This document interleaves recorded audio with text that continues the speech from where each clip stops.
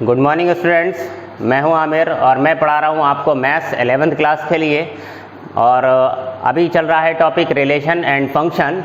इससे पहले जो आपको 2 लेक्चर मिले हैं उसमें मैंने रिलेशन एंड फंक्शन में कुछ बेसिक्स आपको बताए थे। हालांकि अभी तक हम लोग रिलेशन पर नहीं पहुंचे हैं।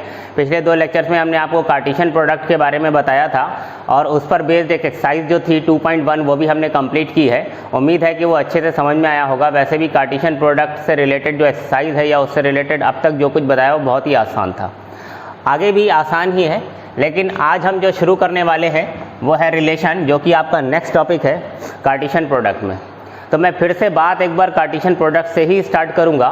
जब मैंने आपको बताया था कि कार्टेशियन प्रोडक्ट ऑफ 2 सेट्स, तो हमने उसमें क्या दिखाया था, मैंने मैपिंग के थ्रू आपको बताया था। फर्स्ट लेक्चर में शायद बताया था मैंने आपको कि सपोज 2 सेट हैं, कोई सेट है एक A और एक दूसरा सेट है कोई B। और जब हम कार्टेशियन प्रोडक्ट लेते हैं सेट A और B का, तो हम सेट A के सभी एलिमेंट्स की सेट B के सभी एलिमेंट्स के साथ में जितनी भी पॉसिबल मैपिंग्स हैं वो सारी ले लेते हैं।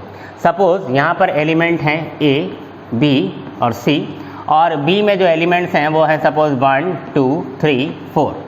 तो हम क्या करते हैं, जब कार्टेशियन प्रोडक्ट लेते हैं तो पहले हम ये देखते हैं कि A जो है वो किसके किसके साथ पेयरिंग कर सकता है, यानी कि सभी पॉसिबल पेयरिंग हम ले लेते हैं तो वो क्या होता है, कार्टेशियन प्रोडक्ट आता है। A के साथ हम पहले 1 को पेयर करते हैं, A के साथ 2 को पेयर करते हैं, A के साथ 3 को पेयर करते हैं, A के साथ 4 को पेयर करते हैं। अब A की पॉसिबिलिटीज़ सारी मैंने ले ली है, अब A की पॉसिबिलिटीज़ ख़त्म हो गई हैं। अब हम B की पॉसिबिलिटीज़ लेंगे, B को 1 के साथ, 2 के साथ, 3 के साथ एंड 4 के साथ। इसी तरह से C की भी 1 के साथ, फिर 2 के साथ और फिर 3 के साथ। तो इस तरह से अब देखिए A की भी सारी पॉसिबिलिटीज़ मैंने ली, B की भी सारी पॉसिबिलिटीज़ ली और C की भी सारी पॉसिबिलिटीज़ ली। तो ये जो मैपिंग है इस वक्त ये A क्रॉस B यानी Cartesian product of set A and B को रिप्रेजेंट कर रही है। रिलेशन जो होता है, relation is a subset of this Cartesian product. अगर कोई रिलेशन R है, which is defined from set A to set B, then this relation is always a subset of A cross B। जो relation होता है वो हमेशा subset होता है किसका, Cartesian product of A and B का। क्या मेरी बात समझ में आ रही है? जब कोई रिलेशन सेट A से सेट B में डिफाइन किया जाता है तो वो हमेशा Cartesian product A cross B का सबसेट होता है। सबसेट आप समझते हैं, लेकिन ऐसा क्यों होता है यह भी आपको समझ में आएगा। रिलेशन की एक डेफिनेशन आपको दी जाएगी, यानी कि रिलेशन जो है वो डिफाइन किया जाता है। और क्योंकि मैंने कार्टेशियन प्रोडक्ट में सारी की सारी पॉसिबिलिटीज़ ली हैं, तो जब रिलेशन हम कुछ डिफाइन करेंगे तो इसमें से कुछ मैपिंग जो है वो रिलेशन में इंक्लूड हो जाएंगी और कुछ जो है वो डेफिनेशन के अकॉर्डिंग जो है वो एक्सक्लूड हो जाएंगी, यानी कि छूट जाएंगी। तो जाहिर सी बात है कि ये जो हमारा रिलेशन है ये ज़्यादा से ज़्यादा क्या हो सकता है, Cartesian product A cross B के इक्वल हो सकता है, ज़्यादा से ज़्यादा ये हो सकता है। अदरवाइज कुछ ना कुछ मैपिंग्स या कुछ ना कुछ पेयरिंग जो है वो ऑलवेज रिलेशन में छूट जाएंगी। इसलिए हम ये कहते हैं कि रिलेशन जो होता है वो हमेशा क्या होता है, Cartesian product A and B का सबसेट होता है। आइए समझते हैं इसे एक एग्जाम्पल के थ्रू। मान लीजिए यहाँ पर एक सेट है A और यहाँ पर एक सेट है B। सेट A जो है set of all the alphabets है। सेट A जो है वो क्या है, set of all the alphabets. और सेट B में कुछ सपोज नेम लिखे हुए हैं। सपोज मैं अपना ही नाम लिख देता हूँ, आमिर। दूसरा मैंने ले लिया है फरजान। तीसरा मैंने ले लिया है कमल। फोर्थ मैंने ले लिया है राजू। ये सेट B है, इसमें कुछ नेम्स हैं। और एक रिलेशन है, रिलेशन R, जो कि डिफाइन किया गया है कहाँ से कहाँ, A से B में। रिलेशन डिफाइन कहाँ से हो रहा है, सेट A से सेट B में डिफाइन हो रहा है। सेट A क्या है, set of all the alphabets, यानी कि A B C D इस तरह से, ठीक है। और रिलेशन R जो है वो क्या है, relation R is defined as first X such that X belongs to A, where X is first alphabet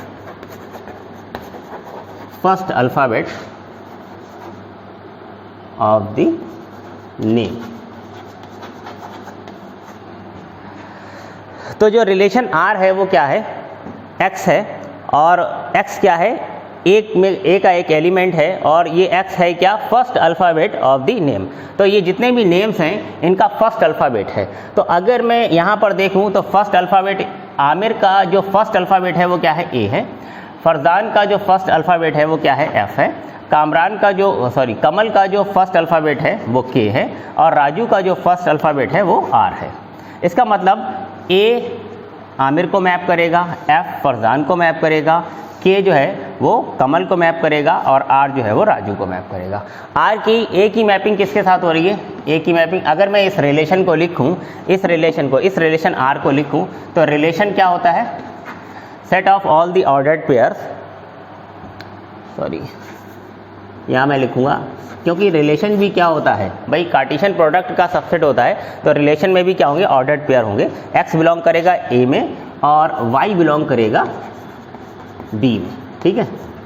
तो अगर मैं यहाँ पर रिलेशन को लिखूंगा तो X कहाँ से होगा, फर्स्ट सेट से, और जो Y है वो कहाँ से होगा, सेकंड सेट से। तो सबसे पहले अगर मैं देखूँ तो A की मैपिंग किसके साथ हो रही है, आमिर के साथ, तो A, आमिर, ठीक है। उसके बाद F की मैपिंग किसके साथ हुई है, फरजान के साथ, तो F एंड फरजान। इसी तरह से K एंड कमल, और लास्ट R एंड राजू।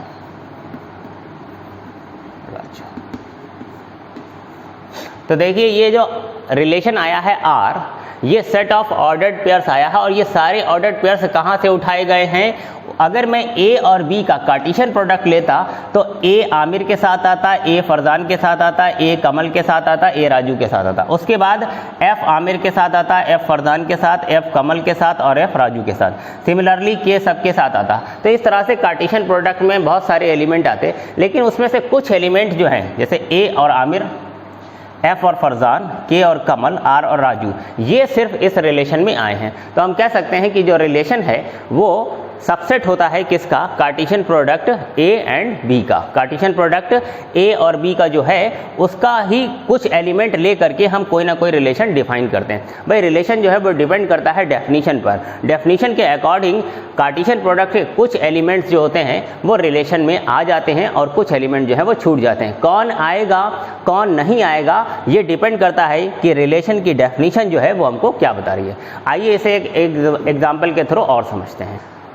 एक और मैंने एग्जांपल लिया है ताकि हम अच्छे से समझ पाएँ कि रिलेशन जो है वो क्या होता है। एक बात आपको समझ में आ चुकी है कि relation is always subset of Cartesian product of A and B। अगर कोई रिलेशन R जो है वो सेट A से सेट B में डिफाइन हो रहा है, तो ये रिलेशन R जो है वो हमेशा Cartesian product of A and B का सबसेट होगा, A क्रॉस B का हमेशा सबसेट होगा। मान लीजिए कि ये कोई रिलेशन है, relation which is ordered pair X, Y type where X is greater than Y। Relation किस तरह से डिफाइन किया जा रहा है कि X जो है वो कैसा होगा, Y से बड़ा होगा, X is greater than Y होगा, तभी हम इसको ले पाएंगे।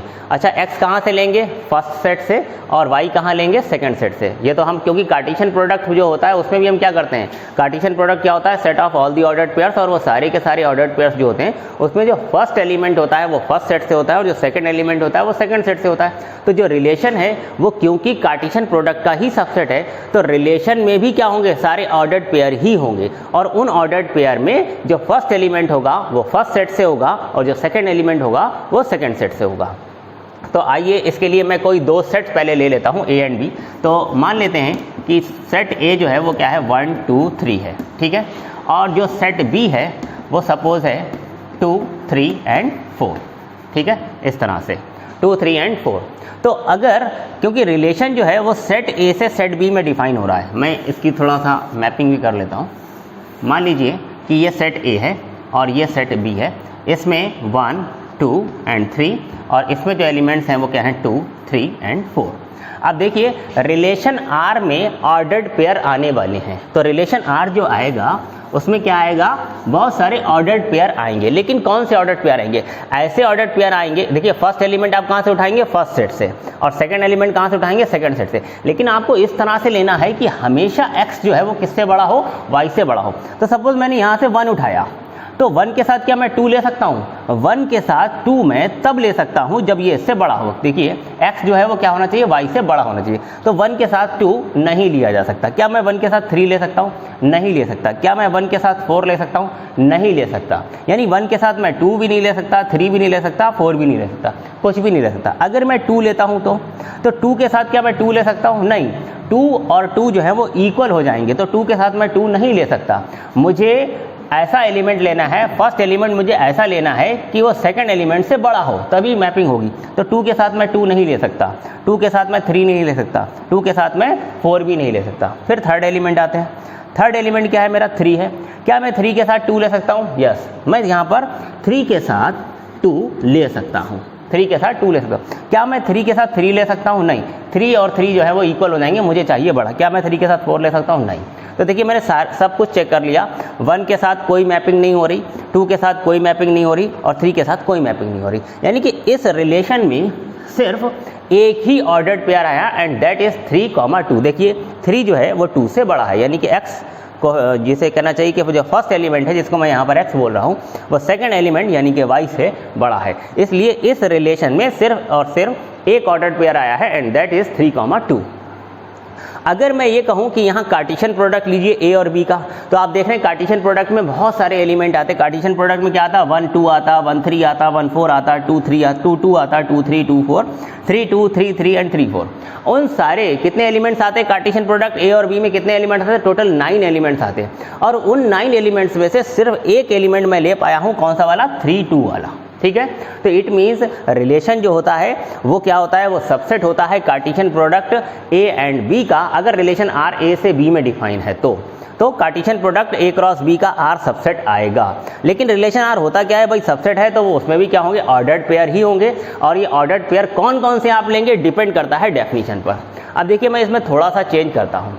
अगर मैं इस डेफिनेशन को थोड़ा सा बदल दूँ, मैं ये कहूँ कि भाई x is lesser than y होना चाहिए। रिलेशन R जो है वो क्या होगा, set of all the ordered pairs where x is lesser than y। x कहाँ से होना चाहिए, फर्स्ट सेट से, और y कहाँ होना चाहिए, सेकंड सेट से। तो अभी इसी सेट पर रिलेशन R a से b में डिफाइन हो रहा है, लेकिन डेफिनेशन इस बार क्या है कि x जो है वो y से छोटा होना चाहिए।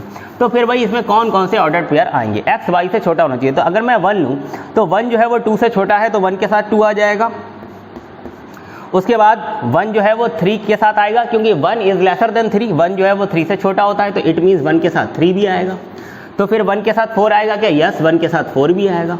ठीक है, तो 1 2 के साथ भी आएगा, 3 के साथ भी आएगा, 4 के साथ भी आएगा, क्योंकि डेफिनेशन में ये कहा गया है कि x जो है y से छोटा होना चाहिए। तो यहाँ पर 1 जो है वो 2 से भी छोटा है, 1 3 से भी छोटा है, और 1 4 से भी छोटा है। इसलिए ये तीनों एलिमेंट यानी कि तीनों ऑर्डर्ड पेयर यहाँ पर आए हैं। अब हम 2 की बात करें, क्या 2 2 के साथ लिया जा सकता है, नहीं, क्योंकि 2 2 से छोटा नहीं होता। लेकिन 2 3 के साथ और 2 4 के साथ लिया जा सकता है। तो यहाँ पर 2 3 और 2 4 ये दोनों ही एलिमेंट, दोनों ही ऑर्डर्ड पेयर आ जाएंगे। इसके बाद मैं 3 की बात करूं तो 3 2 के साथ लिया जा सकता है। क्या 3 जो है वो 2 से छोटा होता है, नहीं। क्या 3 3 के साथ लिया जा सकता है, नहीं, 3 और 3 इक्वल होंगे।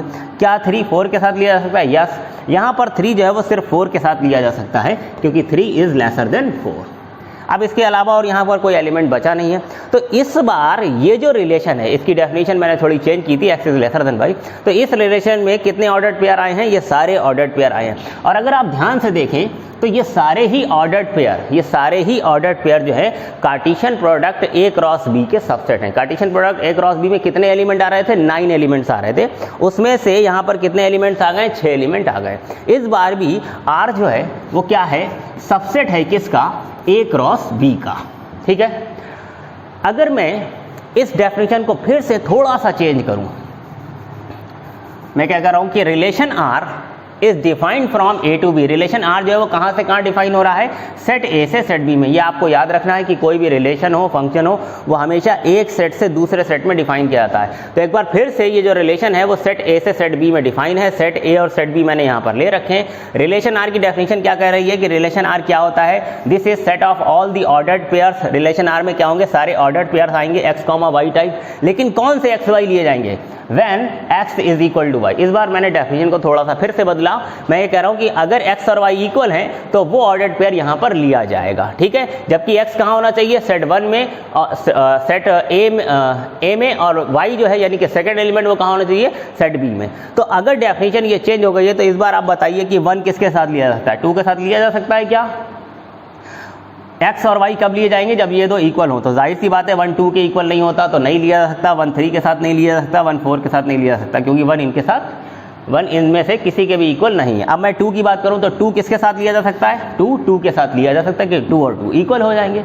उसके बाद 3 किसके साथ लिया जा सकता है, 3 और 3 इक्वल है। उसके बाद और कोई एलिमेंट बचा नहीं, तो यानी कि 2 लिया जा सकता है और 3 लिया जा सकता है। तो अगर मैं इस रिलेशन की बात करूं तो यहाँ पर सिर्फ 2 एलिमेंट आएंगे। इसको मैं अलग से लिख देता हूँ यहाँ पर सिर्फ 2 ऑर्डर्ड पेयर आएंगे। पहला ऑर्डर्ड पेयर आएगा 2, 2, और दूसरा एलिमेंट क्या आएगा 3, 3। तो इस बार भी अगर हम देखें तो ये जो ऑर्डर्ड पेयर, ये जो रिलेशन आया है, ये भी क्या है, सबसेट है किसका, Cartesian product A cross B का। क्योंकि जब आप A क्रॉस B लेंगे तो उसमें 2 भी आएगा, 3 भी आएगा, और इसके अलावा बहुत सारे एलिमेंट आएंगे। तो हर बार रिलेशन जो है वो क्या होता है, Cartesian product A cross B का सबसेट होता है। तो इतने सारे एग्जाम्पल से, ये जो मैंने 2-3 एग्जाम्पल आपको समझा, इससे एक बात समझ में आती है कि देखिए कोई भी रिलेशन जो होता है, रिलेशन क्या होता है, देखिए इसको थोड़ा सा अच्छे से समझिए। कोई भी रिलेशन की जब बात होती है, रिलेशन आर की बात होती है, तो सबसे पहले आपके दिमाग में ये आता है कि रिलेशन आर जो है वो कहाँ से कहाँ डिफाइन किया जा रहा है। रिलेशन आर जो है वो हमेशा एक सेट से दूसरे सेट में डिफाइन किया जाता है, उसकी एक अपनी डेफिनेशन होती है। तो यहाँ पर मैं जितने भी एग्जाम्पल लिए, मैं उसमें क्या ले रहा था कि रिलेशन आर जो है वो डिफाइन किया जा रहा है सेट ए से कहाँ पर, सेट बी में। अब सेट ए के बारे में आपको पता होना चाहिए कि उसमें कौन कौन से एलिमेंट है, सेट बी के बारे में भी आपको पता होना चाहिए कि उनमें कौन कौन से एलिमेंट है। उसके बाद रिलेशन आर जो होता है वो सबसेट होता है किसका, कार्टेशियन प्रोडक्ट का। तो हमने कार्टेशियन प्रोडक्ट को बहुत अच्छे से पढ़ा है। हम जानते हैं कि Cartesian product is set of all the ordered pairs. यानी कि कार्टेशियन प्रोडक्ट में क्या होता है, सारे ऑर्डर्ड पेयर्स होते हैं, सारे के सारे पॉसिबल ऑर्डर्ड पेयर्स होते हैं। ए से बी में जितने भी ऑर्डर्ड पेयर्स बन सकते हैं उन्हीं के सेट को हम क्या कहते हैं, कार्टेशियन प्रोडक्ट कहते हैं। और अगर आर जो है यानी कि रिलेशन जो है वो कार्टेशियन प्रोडक्ट का सबसेट है, तो भाई आर में फिर क्या होगा, आर में भी तो सारे ऑर्डर्ड पेयर ही होंगे। लेकिन कौन से ऑर्डर्ड पेयर होंगे, आर में वो ऑर्डर्ड पेयर होते हैं जो उसकी डेफिनेशन को सेटिस्फाई कर रहे होते हैं। हमेशा देखिए हम यहाँ पर वो ऑर्डर्ड पेयर ले रहे थे जो इसकी डेफिनेशन को सेटिस्फाई कर रहे थे। जब मैंने लेसर देन लिया तो यहाँ पर मैंने वो ऑर्डर्ड पेयर लिए थे जो उसकी डेफिनेशन को सेटिस्फाई कर रहे होते हैं। तो उम्मीद है कि यहाँ से आपके रिलेशन समझ में आया होगा। अच्छा एक बात मैं और बता दूं कि जब रिलेशन सेट ए से सेट बी में डिफाइन किया जाता है तो ये जो पहला सेट होता है जहाँ से हम एलिमेंट्स उठाते हैं उसको हम बोलते हैं डोमेन। इसके बाद जहाँ पर जिस सेट में डिफाइन किया जाता है यानी कि जहाँ पर हम मैपिंग ले रहे होते हैं उस सेट को हम बोलते हैं कोडोमेन। ठीक है, ये वाला जो सेट होता है जहाँ से रिलेशन डिफाइन किया जाता है वो होता है डोमेन, और जहां पर आप डिफाइन कर रहे हैं, जहां पर डिफाइन कर रहे हैं वो क्या होता है, कोडोमेन। सीधी सी बात है, जहां से एलिमेंट आप उठा रहे हैं वो है डोमेन और जहां पर उसको मैप कर रहे हैं वो कोडोमेन। अब कोडोमेन के वो एलिमेंट जो इसके किसी एलिमेंट के साथ मैप हो रहे हैं वो बनाते हैं रेंज। देखिए समझिएगा इस बात को, अगर मैं ये कहूं कि इस एग्जांपल में डोमेन क्या है तो आप कहोगे ये जो सेट ए है जिसमें एलिमेंट है 1 2 3 यानी कि ये पूरा सेट ये क्या है, डोमेन है। किसके लिए, इस रिलेशन आर के लिए। ठीक है, और इस रिलेशन आर के लिए ये जो बी है यानी कि ये जो पूरा सेट है, या मैं कहूं कि ये वाला जो पूरा सेट है ये क्या है, कोडोमेन। लेकिन मैं कहूं कि इस आर की रेंज क्या है, तो आर की रेंज की मतलब यानी कि अगर मैं इस डेफिनेशन की बात करूं, इस वाली डेफिनेशन की बात करूं तो ये वाला रिलेशन जो है वो ये आया था। तो अगर मैं इस रिलेशन की बात कर रहा हूं तो रेंज हम सेट बी के उन एलिमेंट्स के सेट्स को कहते हैं जो किसी ना किसी से मैप हुए हों। तो अगर मैं इस एग्जांपल की बात करूं तो यहां रेंज में सिर्फ 2 और 3 आएगा, एक सेट आएगा 2, 3, वो क्या होगा, रेंज होगा। अगर मैं इस वाले एग्जांपल की बात कर रहा हूं तो यहां पर जो रेंज आ रही है रेंज, वो क्या, रेंज भी भाई क्या होता है, एक सेट होता है। डोमेन क्या होता है, एक सेट होता है। कोडोमेन क्या होता है, वो भी एक सेट होता है। रेंज भी एक सेट होता है। लेकिन रेंज में हम सिर्फ वो एलिमेंट लेते हैं जो मैप हुए हों। ये वाला देखिए 2, ये जो है वो इस 2 के साथ मैप हुआ, या आप ये कहें कि वो एलिमेंट जिनकी कोई ना कोई प्री इमेज मिली हो। तो यहाँ पर मुझे 2 की प्री इमेज मिली है और 3 की प्री इमेज मिली। देखिए 4 की कोई प्री इमेज नहीं है, 4 किसी के साथ मैप नहीं हुआ, तो 4 जो है वो रेंज में नहीं आएगा। रेंज में सिर्फ, रेंज में कोडोमेन के सिर्फ वो एलिमेंट होते हैं जिनकी कोई ना कोई प्री इमेज हो, यानी कि जो किसी ना किसी ए के किसी ना किसी एलिमेंट के साथ एसोसिएट हुए हों। इसका मतलब हम ये भी कह सकते हैं कि ये जो रेंज होती है, रेंज ये हमेशा सबसेट होती है किसकी, रेंज भी हमेशा सबसेट होती है किसकी, इस सेट की। और इस सेट को हम क्या बोलते हैं, अब ये भी बताया, ये सेट क्या होता है हमारा, कोडोमेन। ठीक है, कोडोमेन। तो उम्मीद है कि ये बातें समझ में आ रही होंगी। भाई ये पहला वाला सेट मैं लिख देता हूँ, इसको क्या कहते हैं, डोमेन कहते हैं। इसकी बहुत इंपॉर्टेंस है अभी आगे चल के चैप्टर में। इस वाले पूरे सेट को हम क्या कहते हैं, कोडोमेन कहते हैं, कोडोमेन कहते हैं। और रेंज मैंने आपको बताया कि कोडोमेन के वो एलिमेंट जो किसी के साथ एसोसिएट हुए हों सेट ए में, उनके सेट को हम क्या कहते हैं, रेंज कहते हैं। इसका मतलब यह है कि रेंज जो है वो हमेशा ही कोडोमेन का सबसेट रहेगी। अब आइए इससे थोड़ा आगे बढ़ते हैं, देखते हैं, समझते हैं आगे की बातों को। देखिए इन सारी बातों को अच्छे से समझाने के लिए मैंने एक और एग्जाम्पल लिया है। ये बहुत ही अच्छा एग्जाम्पल है, ज़रा इसको देखिए, पढ़िए और समझिए कि क्या ये जो लिखा हुआ है ये सारी बातें समझ में आ रही हैं। यहाँ पर सबसे पहले लिखा हुआ है relation R which is defined from N to Z. और ये भाई एन और जेड, ये इन सब चीज़ों से आपको फैमिलियर होना चाहिए। मेरे ख्याल से हम आपको पहले भी बता चुके हैं, आपको 9th-10th से पढ़ते आ रहे हैं कि एन जो होता है वो क्या होता है, सेट ऑफ नेचुरल नंबर होता है, सेट ऑफ नेचुरल नंबर। अब नेचुरल नंबर का सेट में क्या क्या होता है भाई, नेचुरल नंबर 1 से स्टार्ट होता है, 1 2 3 4 5 and so on up to infinite. और ये जो जेड होता है ये क्या होता है, ये होता है सेट ऑफ इंटीजर्स। जेड में क्या आते हैं, इंटीजर्स आते हैं। अब इंटीजर्स में कौन कौन से एलिमेंट होते हैं, इंटीजर्स क्या क्या होते हैं, इंटीजर में देखिए सबसे पहले आपको 0 मिलेगा बीच में। 0 के आगे आप जब जाते हैं तो फिर आपको क्या मिलता है, 0 के बाद 1 आता है, फिर 2 आता है, फिर 3 आता है, फिर 4 आता है एंड सो ऑन, कहाँ तक, प्लस इनफाइनाइट तक। और 0 के पीछे अगर मैं चलूं तो फिर -1 आता है, -2 आता है, -3 आता है and so on minus infinite तक। तो 0 में इंटीजर में 0 होता है और 0 के राइट साइड में सारे पॉजिटिव वाले इंटीजर्स यानी कि 1 2 3, और 0 के पीछे सारे निगेटिव वाले नंबर्स यानी कि -1 -2 -3। ये सारे नंबर्स जो हैं वो जेड में आ जाते हैं, इंटीजर्स में। ठीक है, तो आर जो है वो कहाँ से कहाँ डिफाइन हो रहा है, एन से जेड में डिफाइन हो रहा है। तो अगर मैं भाई आपसे ये पूछूं कि ये जो रिलेशन आर है, क्या आप इसका मुझे डोमेन और कोडोमेन बता सकते हैं? तो भाई इसके लिए कुछ भी करने की जरूरत नहीं है, इसमें खुद ही लिखा होता है कि इसका क्या डोमेन है और क्या डोमेन है, कोडोमेन है। तो हम कह सकते हैं कि आर जो है वो एन से जेड में डिफाइन है। तो ये जो पहला वाला सेट एन होता है इसी को डोमेन कहा जाता है, और ये जो बाद वाला सेट होता है जिसमें डिफाइन कर रहे हैं वो क्या होता है, कोडोमेन होता है। तो भाई यहाँ पर जो डोमेन है वो क्या है, डोमेन, डोमेन जो है वो क्या है, एन है। और एन का क्या मतलब होता है हम जानते हैं, एन में एलिमेंट आते हैं 1 2 3 4 सो ऑन, कहाँ तक, इनफाइनाइट तक। ठीक है, और अगर मैं कहूँ कि यहाँ पर कोडोमेन क्या है तो वो भी बताया जा सकता है। कोडोमेन, कोडोमेन जो है वो क्या है, सेट ऑफ इंटीजर्स है। और सेट ऑफ इंटीजर्स में क्या होता है, 0 होता है, फिर 1 2 3 so on up to infinite, इससे पहले -1 -2 एंड सो ऑन। तो ये क्या होता है, इसका इंटीजर्स का सेट होता है और इसी को हम क्या बोलते हैं, इस केस में हम क्या बोलेंगे, इसको कोडोमेन बोलेंगे। अब हम रिलेशन की डेफिनेशन पर आ जाते हैं। भाई रिलेशन क्या है ये आपको बताया जा रहा है। Relation is a set of all the ordered pairs which is satisfy this condition. क्या कंडीशन है कि x + 5 जो है वो किसके इक्वल होना चाहिए, y के इक्वल होना चाहिए। अब भाई x जो है वो ऑर्डर्ड पेयर का पहला एलिमेंट है ना।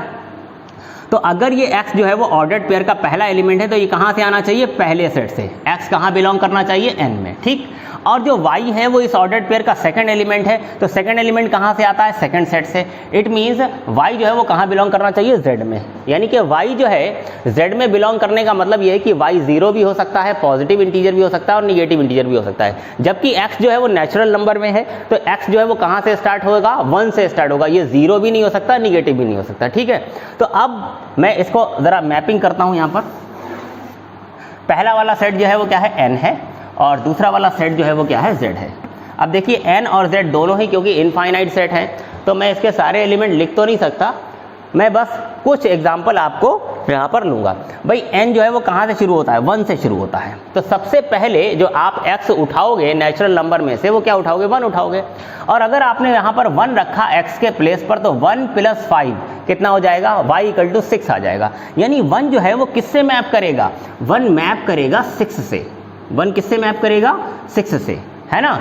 अगर मैं x की वैल्यू 1 लूँगा तो फिर y क्या होगा, y की वैल्यू क्या होगी, 6 होगी। तो जो रिलेशन है मेरे पास, ये जो रिलेशन मैं डिफाइन कर रहा हूँ, इसमें जो सबसे पहला ऑर्डर्ड पेयर आएगा वो क्या होगा, 1 6। सबसे पहला ऑर्डर्ड, इससे पहले कोई भी ऑर्डर्ड पेयर नहीं मिलेगा, क्योंकि x की वैल्यू मैं एटलीस्ट क्या ले सकता हूँ, 1 ले सकता हूँ। भाई 0 तो इसमें होता ही नहीं है। तो सबसे पहला एलिमेंट नेचुरल नंबर से मैंने 1 उठाया, और जब अगर, क्योंकि भाई रिलेशन में लेने के लिए इस कंडीशन का सेटिस्फाई करना ज़रूरी है, तो जब मैं x = यहाँ 1 लूँगा तो y ऑटोमेटिक क्या आएगा, 6 आएगा। 6 से पहले और कुछ नहीं आ सकता। तो 1, 6 पहला ऑर्डर्ड पेयर मुझे मिला। अब इसी तरह से 1 के बाद नेक्स्ट एलिमेंट मुझे यहाँ का क्या मिलेगा, 2 मिलेगा। तो जब मैं यहाँ पर x की वैल्यू 2 लूँगा तो 5 + 2 y = कितना आ जाएगा, 7। यानी कि 2 मैप कर रहा है किसको, 7 को मैप कर रहा है। यानी कि 2 के साथ यहाँ पर क्या आएगा, 7 आएगा। सेकंड ऑर्डर पेयर जो मुझे मिलेगा वो क्या मिलेगा, 2, 7 मिलेगा। इसी तरह से अगर मैं 3 लूँगा तो 3 मैप करेगा 8 को, है ना। 4 लूँगा तो 4 मैप करेगा 9 को, एंड सो ऑन। इस तरह से बहुत सारे आते जाएंगे, मैं सारे नहीं लिख सकता यहाँ पर। तो 3 जो है वो 8 को मैप करेगा, 4 जो है वो 9 को मैप करेगा, 5 जो है वो 10 को मैप करेगा, एंड सो ऑन। भाई ये जो रिलेशन है R, ये कैसा एक इनफाइनाइट सेट आएगा, क्योंकि यहाँ पर सेट ऑफ नेचुरल नंबर बहुत सारे हैं। तो रिलेशन R जो आया है वो क्या है, set of all the ordered pairs. और यहाँ पर कैसे ऑर्डर्ड पेयर लिए गए हैं, हर वो ऑर्डर्ड पेयर लिए गए कि जब आप x में 5 ऐड करेंगे तो आपको y मिलेगा। भाई x में 5 ऐड करने से y मिलना चाहिए। यहाँ पर ये जो ऑर्डर्ड पेयर आप ले रहे हैं वो ऐसा होना चाहिए कि फर्स्ट एलिमेंट में जब आप 5 ऐड करें तो सेकंड एलिमेंट मिले। तो देखिए यहाँ पर 5 ऐड करेंगे तो 6 मिलेगा, यहाँ 5 ऐड करेंगे तो 7, यहाँ 5 ऐड करेंगे तो 8, एंड सो ऑन। आई बात समझ में। तो अब बात समझने की ये है कि भाई डोमेन और को डोमेन की बात तो हम पहले ही कर चुके थे। क्या इसका डोमेन है और क्या इसका को डोमेन है वो तो हमने पहले ही देख लिया था। लेकिन बात करें अगर इसकी रेंज की, तो देखिए जो को डोमेन है उसमें ये 6, 7, 8, 9 मैंने सिर्फ 4 एलिमेंट लिखे हैं। लेकिन क्या इसमें 4 एलिमेंट हैं? नहीं, ये जो Z है इसमें इनफाइनाइट एलिमेंट है। इसमें 0 था, 1 था, 2 था, 3 था, 4 था, 5 था, उसके बाद 6 आया। यानी इसके ऊपर के एलिमेंट मैंने लिखे नहीं हैं सारे इसके अंदर। और 0 के ऊपर के भी सारे एलिमेंट हैं, यानी कि 0 के पीछे के -1, -2, -3 वो भी मैंने यहाँ पर लिखे नहीं हैं। वो मैंने को डोमेन में लिख दिए कि को डोमेन में क्या क्या है ना। लेकिन अगर मैं बात करूँ अब इसकी रेंज की, range of this relation R, इस रिलेशन R की रेंज क्या है? तो हम कहेंगे भाई रेंज में हम वो एलिमेंट्स लिखते हैं, रेंज में हम सिर्फ उन एलिमेंट्स को लिखते हैं जिनकी कोई ना कोई प्री इमेज हो। तो अब आप देखिए 6 सबसे पहले हमें मिला। सबसे पहले मुझे क्या मिला? 6 के बाद मुझे क्या मिला? 7 के बाद क्या मिला? 8 के बाद क्या मिला? 9। क्या सिर्फ 9 तक एलिमेंट मिले हैं या इसके आगे भी एलिमेंट? क्या इसमें 10 मिलेगा? जब मैं यहाँ 5 लूँगा तो मुझे 10 मिल जाएगा, जब मैं यहाँ 6 लूँगा तो 11 मिल जाएगा, 7 लूँगा तो 12 मिल जाएगा, एंड सो ऑन। तो इसका मतलब ये कि 9, 10, 11 सो ऑन सारे आगे के एलिमेंट मिलते जाएंगे। तो हम ये कह सकते हैं कि जो रेंज है वो 6, 7, 8 अप टू कहाँ तक जाएगी? इनफाइनाइट तक जाएगी। तो ये जो है वो क्या है? इसकी रेंज है 6 से पहले वाले जितने भी एलिमेंट है, 5 है, 4 है, 3 है, 2 है, 1 है, 0 है, -1, -2, ये सारे एलिमेंट जो है वो रेंज में नहीं आएंगे, जबकि ये सारे एलिमेंट देखिए आपके को डोमेन में हैं।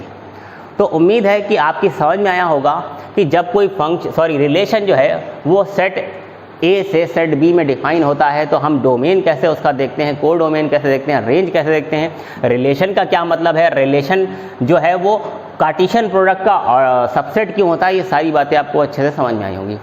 आइए अब इस लेक्चर को यहाँ पर ख़त्म करते हैं, क्योंकि वीडियो काफ़ी बड़ा हो जाएगा। नेक्स्ट लेक्चर में हम आपको इससे रिलेटेड जो एक्सरसाइज है वो पूरी कंप्लीट करवा देंगे, क्योंकि अगर ये बातें देखिए आपको अच्छे से समझ में आई हैं तो आपको इनकी एक्सरसाइज करने में कोई ख़ास प्रॉब्लम नहीं आएगी। और आपको इनको अच्छे से करना ही पड़ेगा अगर आप रिलेशन और फंक्शन को बहुत ही अच्छी तरीके से पढ़ना चाहते हैं, इंटरेस्ट लेना चाहते हैं इसका। देखिए बहुत ही इंटरेस्टिंग चैप्टर है, लेकिन इंटरेस्टिंग तभी है जब इन सारी बातों को हम समझते हुए पढ़ेंगे। अगर हमने इनको थोड़ा सा भी स्किप करा तो फिर रिलेशन और फंक्शन जो है वो मुसीबत बन जाता है। लेकिन आप अगर इनको अच्छे से पढ़ेंगे तो रिलेशन और फंक्शन बहुत ही इंटरेस्टिंग चैप्टर है। आप यकीन मानिए आपको बहुत मज़ा आने वाला है इस चैप्टर में। और एक बात मैं आपको और बता दूं कि 11th में तो इसका इतना यूज़ नहीं है, लेकिन 12th में रिलेशन और फंक्शन का बहुत यूज़ है। लगभग सारे टॉपिक्स में आपको रिलेशन और फंक्शन के थ्रू होकर के जाना पड़ता है, डोमेन और रेंज की बात होती है। और अगर आप कॉम्पिटिटिव एग्जाम के बारे में सोच रहे हैं तो फिर बिना रिलेशन और फंक्शन के तो बात बिल्कुल भी बनने वाली नहीं है। हर चीज़ में आपको जो है वो डोमेन को डोमेन में उलझाया जाएगा, इसलिए इन सारी बातों को अच्छे से पढ़िए। और मैं एक बात ये कहना चाहता हूँ कि 11th के बच्चों का जिनका रजिस्ट्रेशन अब तक नहीं हुआ है वो आकर के कोचिंग में अपना एक फॉर्म ले लें, उसे फिल कर लें, 2 फोटो लेकर के आएँ, अपना रजिस्ट्रेशन करा लें। और अदरवाइज़ क्या होगा कि भाई हमें आपको जो आपकी तरफ से कुछ बस आपने क्या है बैच रिक्वेस्ट भेज दी है, रिक्वेस्ट भेजने के बाद आज तक कोई आपने कॉल नहीं, कुछ एक बच्चे हैं जिनकी कोई कॉल नहीं, कोई क्वेश्चन नहीं, कोई क्वेरी नहीं, तो हमें पता भी नहीं चल रहा है कि हम वीडियोस जो भेज रहे हैं उन्होंने देखा भी कि नहीं देखा। तो इसलिए जिन बच्चों की तरफ से कुछ रिस्पॉन्स नहीं आ रहा है उन्हें हम मजबूरन फिर हमें बैच से रिमूव करना पड़ेगा। तो अगर आपको लग रहा है, हो भी सकता है, ये भी हो सकता है, देखिए ऐसा भी हो सकता है कि आप पढ़ रहे हो लेकिन आपकी तरफ से कोई रिस्पांस नहीं आया। कुछ एक बच्चे ऐसे हैं जिनकी तरफ से कोई भी रिस्पांस नहीं आया, तो भाई मुझे पता नहीं चला, हो सकता है आप पढ़ रहे हो तो कम से कम आकर के आप रजिस्ट्रेशन तो कराइए, वरना मुझे क्या पता कि मैं खाली वीडियो भेजे जा रहा हूँ, है ना। तो इसलिए ज़रूरी है कि आप कोचिंग में आइए, अपना रजिस्ट्रेशन करवाइए, अदरवाइज़ फिर क्या होगा कि हमें लगेगा कि आप कुछ कर नहीं रहे हैं, इसलिए हमें आपको बैच से रिमूव करना पड़ेगा। Okay, thank you.